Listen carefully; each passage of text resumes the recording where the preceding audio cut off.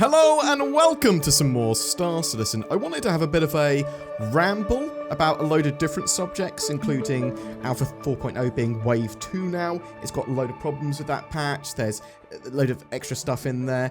A bit about Safe Stanton, the Star Citizen limited ships that they sold in an additional set of 3 waves, sort of all of them, the current funding for Star Citizen, as of, are they going to beat their previous year, that sort of stuff, and a bit about base building that we've been talking about recently. So, this is sort of like me getting my thoughts in order before a podcast with Zin, and I thought these would be good to do on Sundays because you can talk to me in the comments and help influence me and make me rethink things before I chat to Zin. So these are unformed ideas and literally me just having a bit of a chat and I reckon about things. So Alpha 4.0 is now Wave 2 on the EPTU, which sort of opens it up to a reasonable amount to more people, but it's not a huge amount more. I think it's like another 2,000 to 5,000. I need to double check on the figures, but basically some additional sort of concierge get involved. Some of the more sort of active testers and bug reporters get involved as well, but it's not a huge amount more people. There are lots of problems with 4.0 at the moment. It is mostly caused by server meshing and that sort of stuff and networking. There's loads of problems with AI. There's loads of problems with spawning ships. There's problems with stuff streaming in and out. It's not the most stable patch. It needs to have a lot of this stuff fixed before its prime time of 4.0 live. It's still targeted for live by the end of the year. Can it make that? Maybe. Is the answer to that? I don't really know. I'm hoping that it can. I know it certainly could at least be open PTU by the end of the year. It is purely dependent on can they solve a load of these issues. And I think some of the issues are caused with CIG trying to test different configurations of server meshing. They are trying to work out what works, what configurations are the best, and how much they can stress this stuff. So may well be a lot more further along than I actually think it is. And sometimes I have a great time of 4.0, other times I have a terrible time, and it just won't let me travel around or spawn my ship or do anything. So Zin and I have been having problems getting footage for 4.0 for sure, and actually doing some gameplay of that in a prolonged period of time. Anything more than just trying to focus on a very specific thing is hellish. They're doing some great stuff in that patch though, with the economy. Loads and loads of economy changes, actually making you spend your money. They also are addressing and changing mission rewards, so you'll get a lot more for missions that you feel like you should get more for.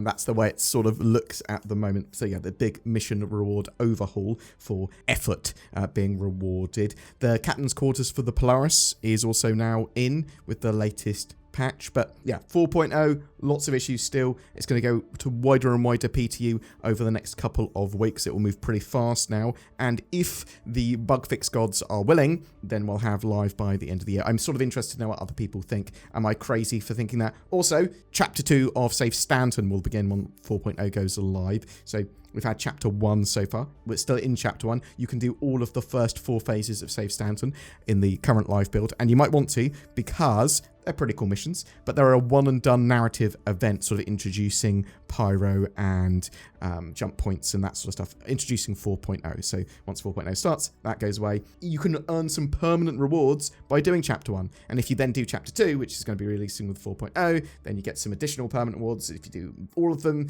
then you get even more. So might be pretty cool. It's not going to be like the best things in the world. It's some laser repeaters, then you might get some other cool bits and bobs, but it's certainly going to be collector's items. People are going to definitely want these. I'm interested to know what people think about a one and done narrative event. Should there be lots of stuff like this in the future? Or do you hate the idea that something is one and done? A lot of us thought originally that Xenothreat was going to be one and done, and it sort of was because it evolved so much between the times they ran it. Even Jump Tan, things like that. This stuff's constantly evolving, so it might change significantly the next time you play it. Ninetales Lockdown, that was a sort of rejigged to an entirely different event, right?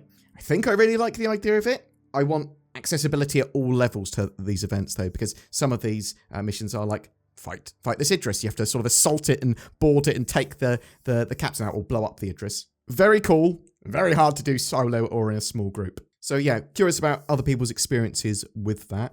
Also, Star Citizen, okay, it was relatively down on funding this year. Not like hugely. It was still like an amazing year, over $100 million raised. And I think it's about 9 million off its sort of best year ever. So it's it's getting there. One of the reasons that it's almost certainly going to break records now is because of if they release 4.0, they can have a bit of a sale with it, and I believe that 4.0 will bring in a lot of people, assuming that 4.0 isn't incredibly broken and a 3.18 situation. Also, yeah, they did an additional sale of limited ships at the end of the Intergalactic Aerospace Expo, which they don't normally do. So obviously it's a money-making exercise. It's CIG's marketing. Some people are like, they didn't announce that earlier. They just sort of did it at the end. And is this something that's going to be done with every IA now? Almost certainly, because it makes them more money. It didn't make them a huge amount more money. I believe they did sell out of everything, but they basically went, all of the limited ships they'd previously sold, limited by Hull, they went, let's sell them again, including some Idris, some Javelins. It wasn't a huge amount of these from what I can tell. It was a very small, well, it's in 3 waves. I say small, I mean, it generates them huge amounts of money. I think that it was technically, and correct me if I'm wrong, the most successful Intergalactic Aerospace Expo ever by funding. So I think that's just an interesting thing. And they are just over 107 million now. They've got 117 million to beat. They don't have to beat that. And you might go, you're not a massive fan of the Star Citizen monetization model. But I'm sort of interested to know, do you think that they'll be able to break that record this year? Is it going to be dependent purely on 4.0's release and that sort of stuff? I think so. But I suppose we'll have to wait and see. I suppose the other thing I want to talk about is base building. So a lot of weird stuff being talked about base building after the Q&A that CIG did about it. So they talked about base building, and they basically said these are some of the burning questions that people are asking about base building, including, can you be raided? Can your base be raided when you're offline? And they basically said, if the player is online, then it will make sure that you are raided on the shard that they're online on. And a lot of people took that to mean that you can't raid a base offline. That's not what I take at all. In fact, I think CIG said quite the opposite. I think they basically said, look, if the base is abandoned, if it people haven't paid tax, or if they're not there, you can raid it in those circumstances. You can also raid it if they're offline. It's just only going to be raidable on a single shard. So on other shards, the base will still have a physical appearance there. But if you try and attack it, they'll go, you have to move shard to attack this because this is the live shard for this base or whatever, which I think is an interesting thing. But that's how I interpreted what CIG said. I think I interpreted it by listening to what they said. And I think that's what they were saying. I mean, a lot of this stuff's going to be subject to change anyway, right?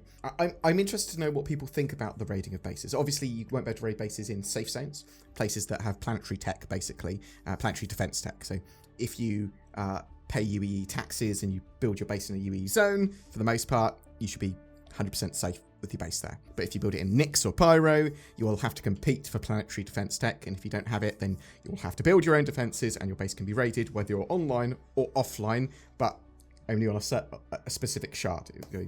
You sit invulnerable on other shards. And I'm really up for that. They didn't talk really about the destruction of bases. It was more of the going for the storage, getting the loot and getting out. And I think that was the sort of similar thing with space stations as well. You want to sort of assault them and steal their loot. Not entirely sure what's going to happen when it comes to destruction. Are any certain things going to be fully destroyable? Are they going to be really hard to destroy? Tell me what you think. Is there going to be a way of literally taking them over if you assault them and hold them long enough, and then you can basically disassemble them? What do you think? What would you like as well? Because obviously the stuff will evolve. But yeah, that's really what I wanted to talk about. I've been in bed actually quite a lot over the last few days. I've been moderately ill since CitizenCon. Sort of got flu, and then been either my back's been injured or I've had like death flu briefly, that sort of thing. So feeling a lot better now. We'll be covering loads of stuff for 4.0, especially when it becomes more stable, and if it becomes more stable. And I'm looking forward to Luminalia and all the other stuff in December. Tell me what you're looking forward to. Tell me if there's anything in particular you'd like us to cover, and I'll see you tomorrow in the podcast. Thanks for watching. Ho, ho, ho. Hey there, Timmy. No, that's Northern Claus. No, ho, Timmy, I am normal Santa with presents for you.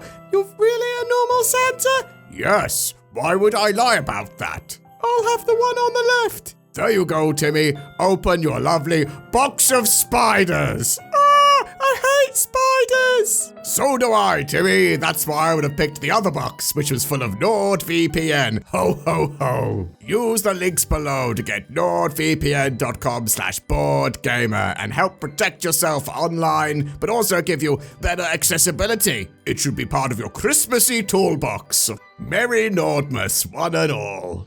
Every month we give away a Star Citizenship, and December is no different. We're giving away a Starlancer Max, the new super freelancer by MISC. This allows you to do a little bit of everything in the verse. It's great multi-role ship, multi-mission ship, and multi-crew. It's flyable in-game right now as well. All you need to do to be in for a chance of winning that is comment on any of my videos made during December. That engagement helps the channel. Something else that helps the channel is liking, subscribing, commenting, sharing these videos. Thank you very much to the people that have gone the extra mile by clicking the join button or becoming Patreons. That really helps the channel so much. There'll occasionally be some exclusive content going up there. It'll be like Zin and I playing an escape room. So thank you so much, and feel free to join those lovely people by clicking on the join button or the Patreon link under the videos. Thank you so much for watching, and I hope you have a great ho ho ho Nordmas!